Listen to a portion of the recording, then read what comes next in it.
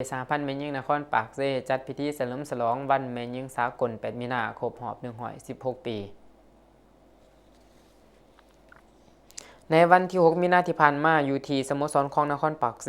สหพันธ์แม่หญิงนครปากเซได้จัดพิธีปาฐกถาเฉลิมฉลองวันแม่หญิงสากลครบรอบ116 ปีก็คือวันที่ 8 มีนาปี 1910 หาวันที่ 8 มีนาปี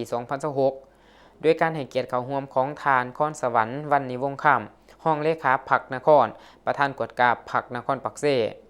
ทานนางแสงเดือนศรีหาวงศ์ประธานสหพันธ์แม่หญิงนครปากเซมีคณะสหพันธ์แม่หญิง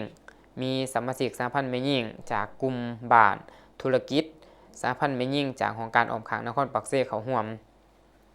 ในพิธีทานนางแสงเดือนศรีหาวงศ์ประธานสหพันธ์แม่หญิงนครปากเซได้ขึ้นเล่าประวัติความเป็นมาของวันแม่หญิงสากล8 มีนาซึ่งท่านได้ยกให้เห็นต้นกำเนิดของวันสำคัญนี้ซึ่งเกิดจากกระบวนการต่อสู้ของกรรมกรเพศหญิงในยุคอุตสาหกรรมขยายตัว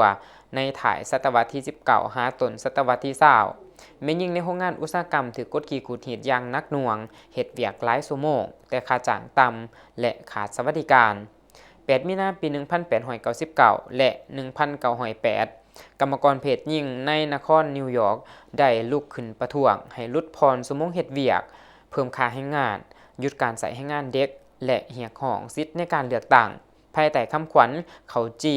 และดอกกุหลาบที่หมายถึงเศรษฐกิจและคุณภาพชีวิตที่ดีขึ้นในปี